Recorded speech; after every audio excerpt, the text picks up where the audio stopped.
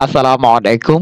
২০২৫ সালের ৮ম শ্রেণীর অর্ধবার্ষিক এবং বার্ষিক পরীক্ষার প্রশ্নের ধরন এবং নম্বর বন্টন নিয়ে আজকে আমরা আলোচনা করব। এই যে দেখো এখানে বিষয় রয়েছে।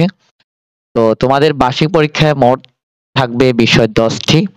এই ১০ টি মিলেই ৮০০ নম্বরেই পরীক্ষা হবে। বার্ষিক এবং অর্ধবার্ষিক ২ টি অর্ধবার্ষিক এবং বার্ষিক প্রকাশ করেছে জাতীয় শিক্ষাক্রম ও পাঠ্যপুস্তক বোর্ড থেকে। দেখো নতুন করে প্রকাশ করেছে। এই যে তারিখ দেখো ৪-২-২০২৫ অর্থাৎ ২০২৫ সালের ফেব্রুয়ারি মাসের ৪ তারিখে প্রকাশ করেছে।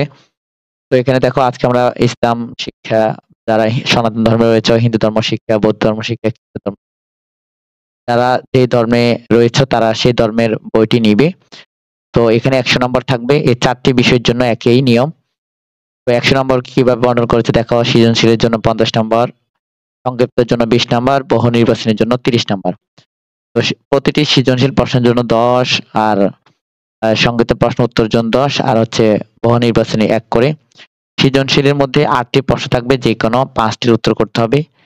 আর সংক্ষিপ্ত প্রশ্ন ১৫ টি দেওয়া থাকবে, যেকোনো ১০ টির উত্তর করতে হবে, ১ টা ২ করে ১০ নাম্বার, ২০ নাম্বার। আর হচ্ছে বহু নির্বাচনী ৩০ টা থাকবে, সবগুলোর উত্তর করতে হবে।